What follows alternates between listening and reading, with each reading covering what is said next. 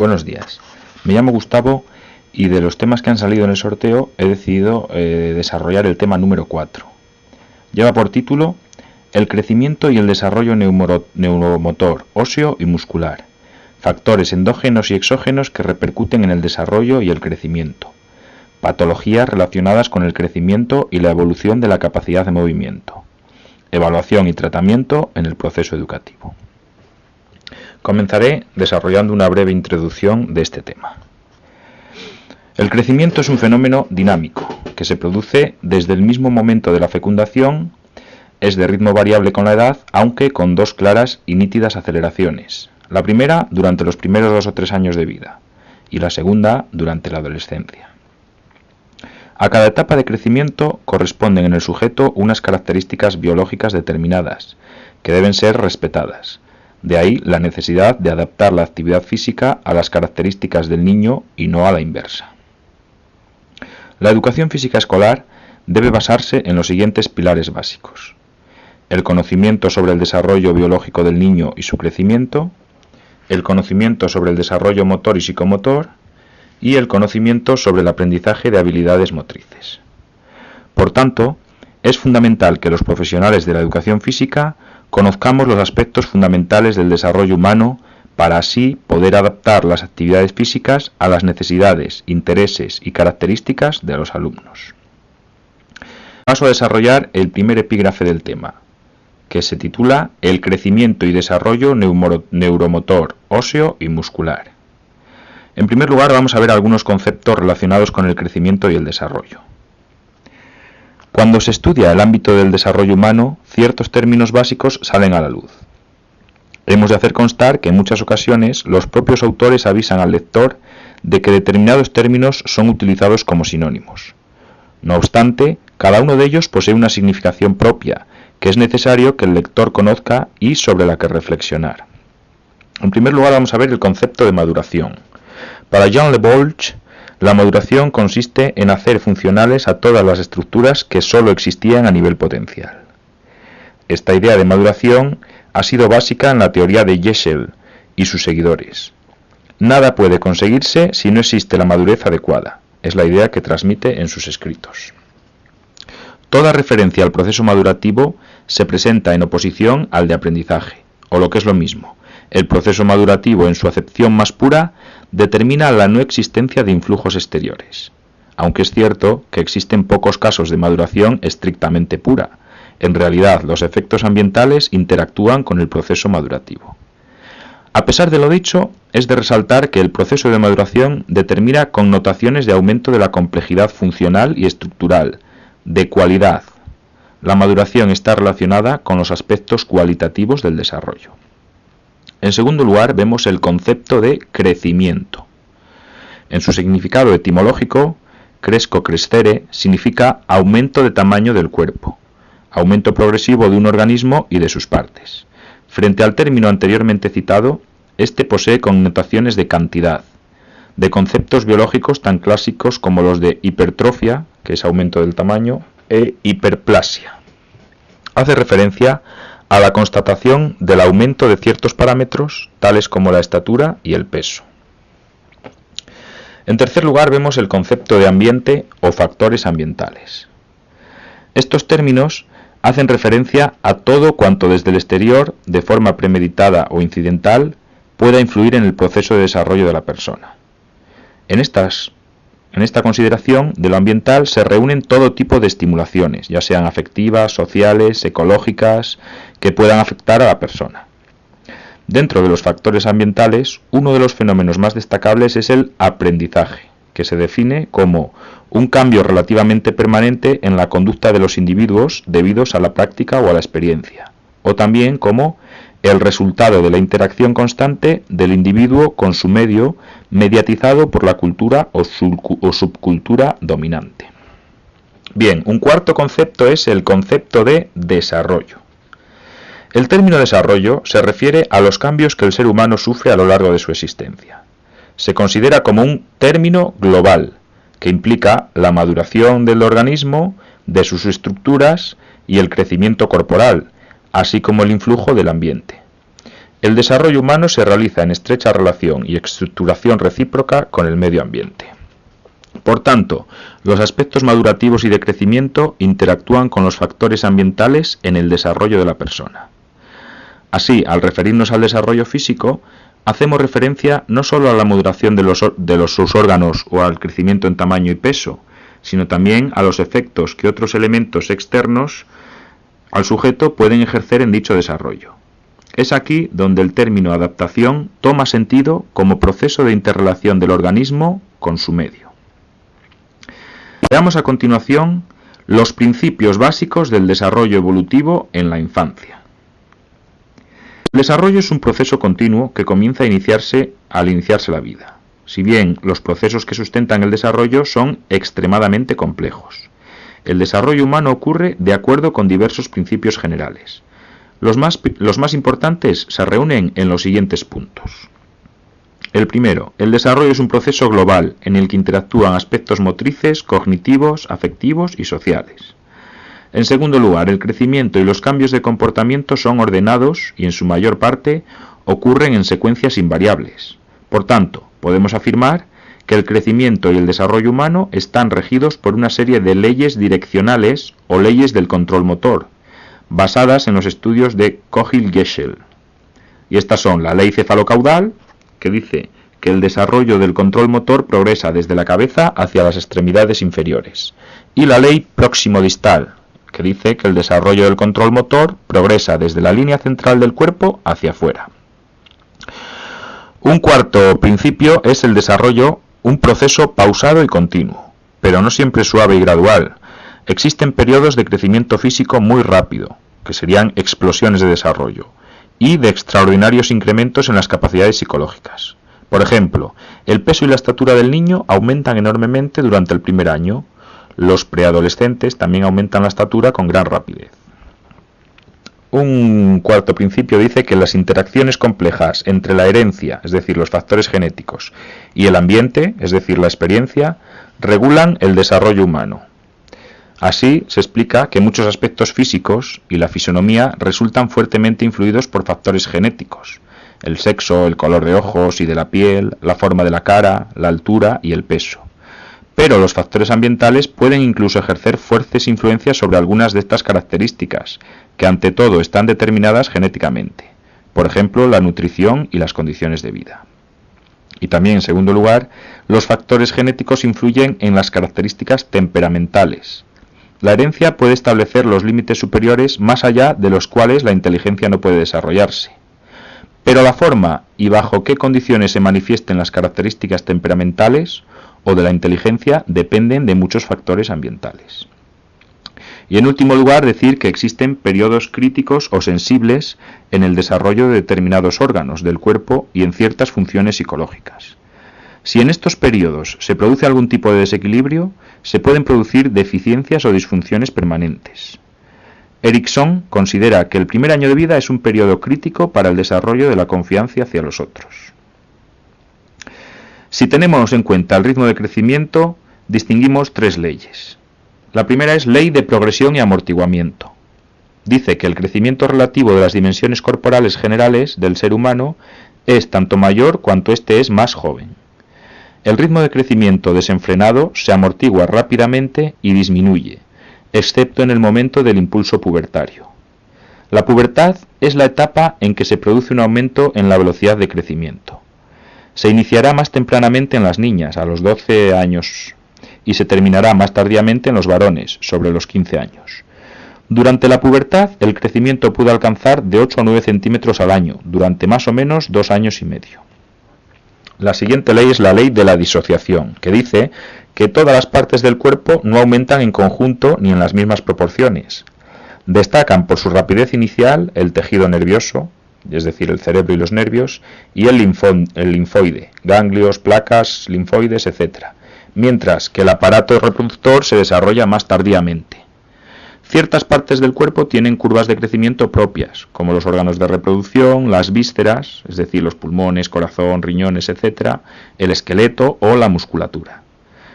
Y la tercera y última ley es la ley de la alternancia, que dice que el crecimiento consiste es constante, pero existen periodos de crecimiento más lentos y más rápidos, es decir, el aumento no es regular. Bien, paso ahora a hablar del crecimiento y desarrollo de los distintos sistemas corporales. El crecimiento y desarrollo de los diferentes sistemas corporales poseen sus propias peculiaridades, pero todos ellos siguen una evolución conjunta caracterizada en las diferentes etapas. A continuación son descritos los sistemas nervioso, esquelético, muscular y el tejido adiposo como los más significativos de los procesos de crecimiento. Comenzamos con el sistema nervioso. Su crecimiento se realiza de forma rapidísima. Hacia los 2 años alcanza ya el 75% del proceso, aunque se prolonga hasta entrados los 30 años. Existe, pues, un desajuste entre la morfología y la funcionalidad del sistema, ya que si bien desde su temprana edad el tamaño es parecido al del adulto, sus funciones tardan muchos años en consolidarse.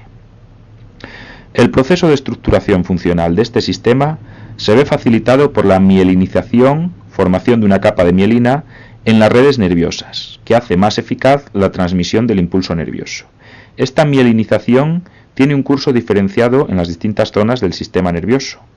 En algunos casos comienza en la vida fetal y en otros no concluye hasta bien entrada la madurez. De todas formas, hacia los 10 años se han mielinizado la mayoría de terminaciones nerviosas. Paso ahora al sistema esquelético. Los huesos, que en su origen están formados por tejidos cartilaginosos, van adquiriendo consistencia ósea con el tiempo, hasta llegar a la adolescencia, periodo en el que finaliza, por lo general, este proceso. En los huesos, esta osificación se inicia en su parte central o diáfisis, pero su centro activo se produce con posterioridad en la epífisis o zona distal del hueso. Este centro activo de crecimiento, que recibe el nombre de metáfisis, se halla separado de la diáfisis por un cartílago, denominado epifisario o de crecimiento. El crecimiento de este sistema ocasionará, en colaboración con la evolución de otros sistemas, el aumento de la talla y la conformación morfológica del sujeto. El crecimiento está influenciado principalmente por valores genéticos, aunque también inciden aspectos nutricionales y de otra índole. La práctica de actividad física favorece, en principio, la consecución de niveles normales de desarrollo, aunque no puede afirmarse que exista una relación proporcional entre más actividad física y mayor crecimiento. Paso a hablar ahora del sistema muscular. El desarrollo de este sistema aparece estrechamente asociado al del sistema esquelético y sigue un proceso paralelo al aumento de estatura, potenciado por la acción hormonal que tiene precisamente su máximo aumento, y con él el de los niveles de fuerza, justamente después del momento de máximo impulso del crecimiento.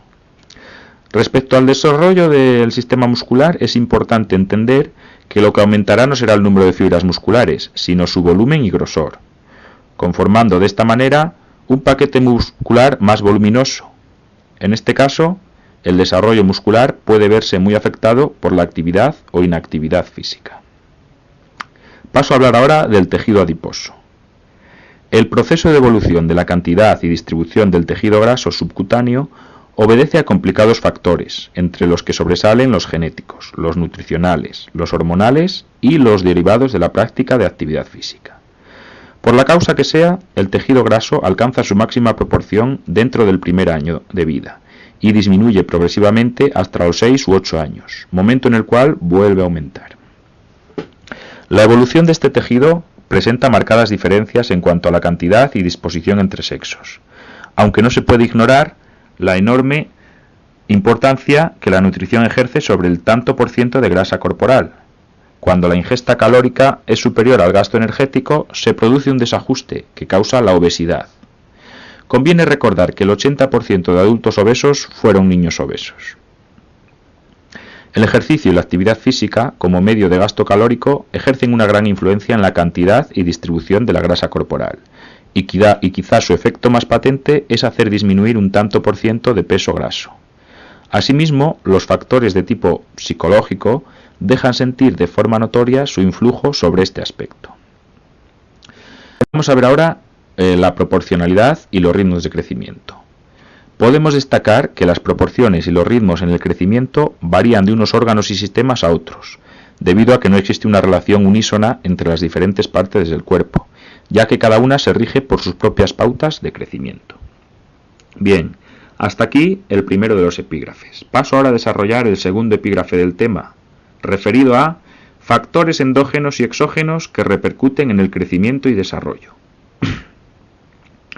El desarrollo y crecimiento físico está condicionado por una serie de factores, de carácter endógeno unos y de carácter exógeno otros. Veamos los factores endógenos. Tenemos factores genéticos, la herencia y la raza. En cuanto a la herencia, son aquellas características genéticas con las que el niño nace. Se puede afirmar que hay una serie de aspectos del crecimiento muy relacionados con los genéticos, entre las que se destaca la velocidad de crecimiento, la tipología corporal, la madurez ósea, la aparición de la menarquia y la estatura corporal. En cuanto a la raza, existen diferencias entre las distintas razas que determinan una forma de crecimiento y desarrollo diferente, aunque también este crecimiento diferente está muy influenciado por el ambiente. En cuanto al sexo, las diferencias sexuales son concretas y claras en cuanto al crecimiento físico, y determinan una serie de diferencias tales como el tamaño y la forma corporal, el rendimiento físico, la precocidad en determinados índices, por ejemplo el dental y óseo en las chicas, la precocidad en el impulso pubertario, en el que las chicas se adelantan en un promedio de 2 años a los chicos, así como en otros parámetros corporales. Otra serie de factores son los endocrinos. Vamos a analizar la influencia de determinadas hormonas sobre el crecimiento y desarrollo humano. Estas hormonas son la hormona del crecimiento o somatotropina, la hormona tiroidea y los andrógenos y estrógenos. En cuanto a la somatotropina, es una hormona específica de la raza humana y su tasa de secreción disminuye a partir de los 30 años. Se le atribuyen múltiples funciones, como son estimular el crecimiento, estimular diversas funciones metabólicas y estimular la síntesis proteica. El sueño y el ejercicio físico moderado son un efecto estimulante en la secreción de la somatotropina. En las partes donde mejor se nota su acción es en los extremos de las epífisis, de los huesos, es decir, en las epífisis, estimulando la acción celular. La hormona tiroidea favorece el desarrollo del sistema nervioso y esquelético, por lo que tiene más que ver con la maduración ósea y nerviosa que con el crecimiento en longitud y tamaño. Y por último, los andrógenos y estrógenos. Las hormonas andrógenas aumentan la talla y sobre todo la musculatura. Podremos destacar la testosterona, que aumenta el crecimiento muscular y la maduración ósea, especialmente en la pubertad. Y los estrógenos femeninos aceleran el crecimiento muscular y la maduración ósea. En cuanto a factores psicológicos, la influencia en el crecimiento de los aspectos emocionales negativos son claras. Por ejemplo, el enanismo, debido a la acción inhibidora de la secreción hormonal. También los conflictos familiares ejercen su influencia negativa en el desarrollo. Estudios diversos han mostrado la existencia de cambios físicos en escolares, según se trate de vacaciones o periodo lectivo. Otro ejemplo lo tenemos en la relación entre malnutrición y pérdida de peso, por ejemplo, en la anorexia adolescente. Y en cuanto a las enfermedades, si bien la enfermedad puede ralentizar el proceso de crecimiento, generalmente en el proceso de recuperación o catch-up se produce un crecimiento más rápido. Sin embargo, las enfermedades agudas y crónicas, como nefropatías, cardiopatías, endocrinopatías, etc., son factores negativos que actúan dificultando o impidiendo el crecimiento. Las enfermedades infecciosas agudas, sobre todo las febriles, ejercen un estímulo en el crecimiento en estatura. Las enfermedades en la gestación determinarán enfermedades en el futuro bebé. Enfermedades como la tuberculosis en la infancia provocarán una calcificación rápida de las extremidades, lo que ocasionará un parón en el crecimiento. Bien, hemos visto los factores endógenos. Pasamos a ver los factores exógenos. Tenemos en primer lugar la nutrición. La mala alimentación va a ser causa de defectos en el crecimiento. El aporte correcto de vitaminas, agua, minerales, proteínas, grasas e hidratos de carbono va a favorecer el crecimiento. A la hora de analizar la malnutrición, debemos considerar 3 aspectos incidentes: el momento de aparición, la severidad de la malnutrición y la duración de este periodo. También destacan los factores climáticos. No es fácil precisar si el clima es un factor determinante en el crecimiento, ya que se ha observado experimentalmente que en la primavera el crecimiento de la estatura aumenta, siendo el peso el que se incrementa durante el otoño. Por otro lado, se sabe que los niños que viven en costas elevadas respecto al nivel del mar son más bajos que los que viven en la costa, incluso con la misma carga genética, ya que los japoneses que emigraron a Estados Unidos son más altos que los que permanecieron en el archipiélago. Otra observación es que en las zonas calurosas se produce una disminución de la grasa y son más delgados, y en zonas de mayor frío aumenta la grasa corporal y son más corpulentos. También influyen los factores socioeconómicos, ya que los niños de las ciudades suelen ser más altos que los del medio rural, los hijos únicos suelen ser más altos que los de familias numerosas, y los niños de los medios socialmente desfavorecidos suelen ser más altos que los desfavorecidos. Y por último influye el ejercicio físico. No hay nada demostrado sobre la influencia directa del ejercicio físico sobre el crecimiento. Un ejercicio físico moderado y adecuado a las características de los niños puede favorecer el crecimiento, pero los abusos en periodos no adecuados pueden limitar el crecimiento. Por ejemplo, la musculación temprana y de forma continuada va a ejercer de forma negativa sobre el crecimiento. Bien, visto este segundo epígrafe, paso a desarrollar el tercero. Se refiere a patologías relacionadas con el crecimiento y con la evolución de la capacidad de movimiento. Veamos en primer lugar las patologías del crecimiento.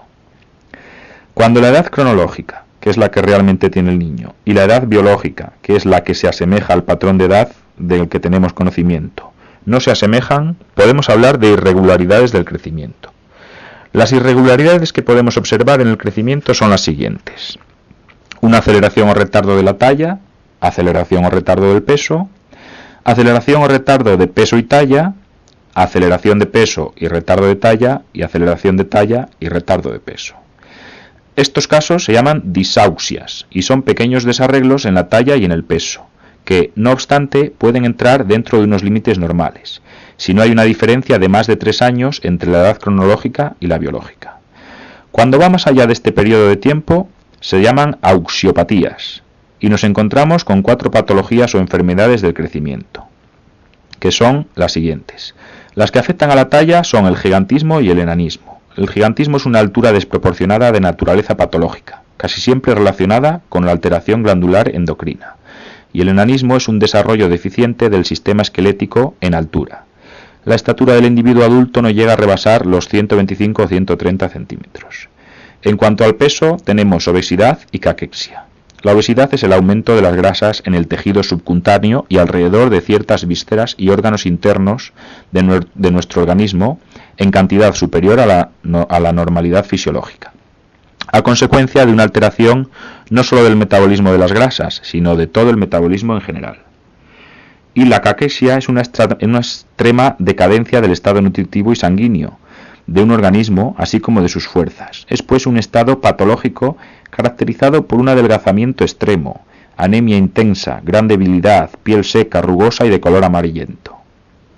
En cuanto a las patologías relacionadas con la evolución de la capacidad del movimiento, estas patologías tienen unos síntomas comunes, como son dolor, cojera, ya sea con o sin dolor, y deformidades. Las áreas en las que el dolor puede suponer un indicio son cualquier zona de la espina dorsal, desde la base del cráneo al coxis, las extremidades superiores o inferiores, generalmente en las articulaciones, y las caderas. Estos sujetos no solo van a tener impedimentos en cuanto al movimiento de habilidades, sino también en los cuantitativos, es decir, en la fuerza, resistencia, velocidad y flexibilidad. De forma general, podríamos clasificarlas en 2 tipos de dificultades observados en niños con torpeza motriz: ataxias y apraxias. Las ataxias se dan cuando un individuo realiza un movimiento y su realización correcta no solo depende de la integridad motora, sino que es necesaria la información de la posición de los músculos en ese momento del movimiento, a través de las vías nerviosas. Cada una de estas informaciones sirve para controlar el movimiento y garantizar su correcta ejecución. Pues bien, la ataxia se manifiesta siempre que falte este control sensitivo, siendo la pérdida de sentido de posición y movimiento la responsable de la enfermedad. Y en cuanto a la apraxia, se define como la incapacidad de realizar correctamente movimientos voluntarios o impuestos, aunque no estén impedidos por parálisis ni defecto alguno de coordinación, es decir, por una ataxia. La apraxia no se revela a nivel de los movimientos elementales, sino más bien al de los movimientos espontáneos ejecutados en función de una idea del propio movimiento.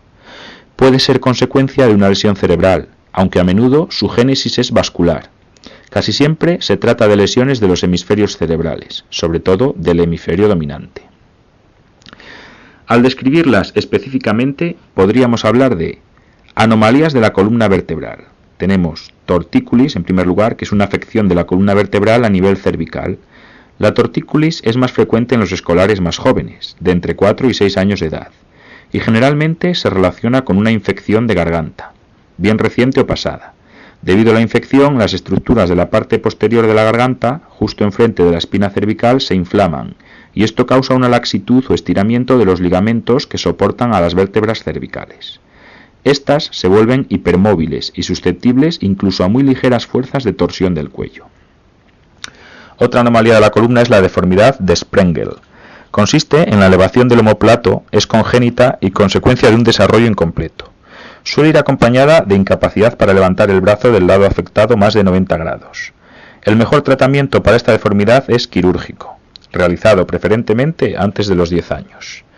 También tenemos cifosis juvenil. La cifosis juvenil o tórax encorvado es un trastorno adquirido que se debe a la forma en que los vasos sanguíneos entran en las vértebras. Cuando hay un mayor aporte de sangre de la debida al hueso, este se ablanda, lo que conduce a un encorvamiento anterior de las vértebras. Si este proceso ocurre en la porción media de la columna vertebral, es decir, en la región torácica, se produce la deformidad conocida como espalda redonda.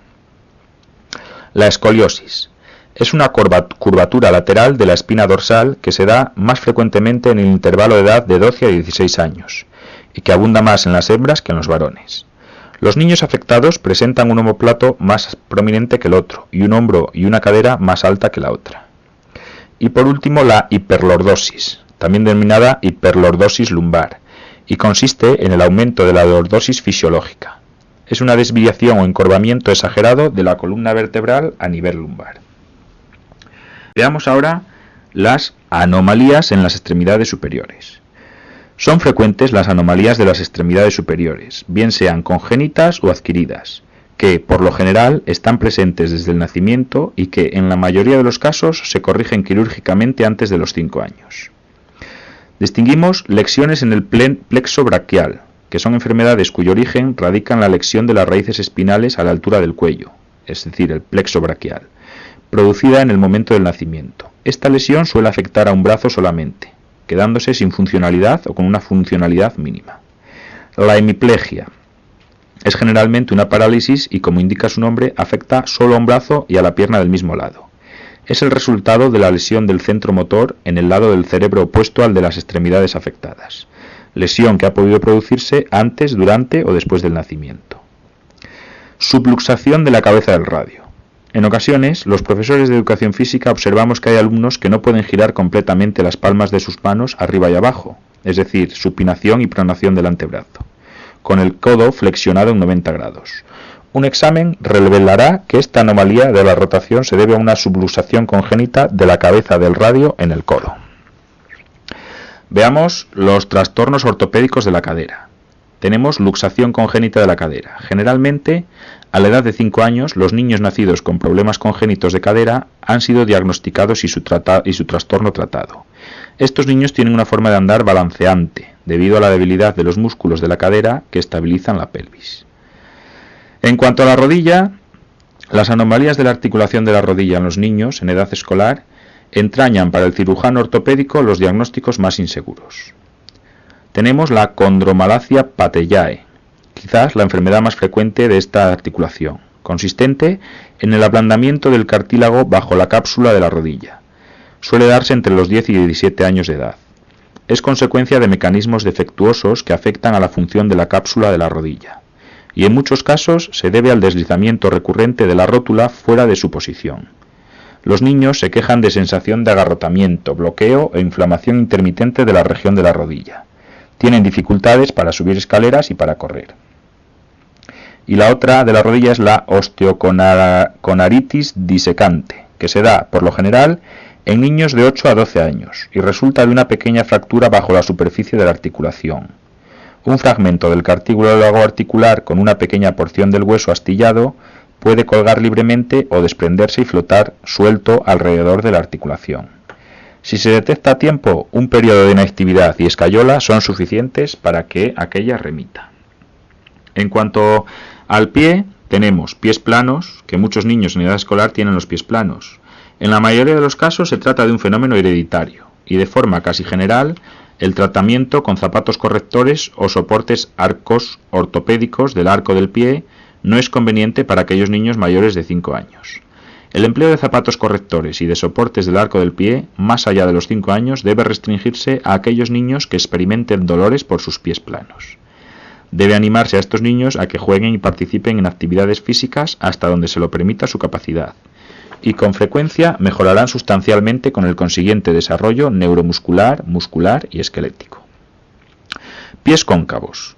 La deformidad opuesta a los pies planos son los pies cóncavos o de arcos elevados. También suele tener carácter hereditario, aunque el desarrollo progresivo de los pies cóncavos es el resultado de un trastorno neurológico familiar. El desequilibrio neuromuscular que resulta conduce a una deformidad que obstaculiza la función de los pies y que puede requerir intervención quirúrgica.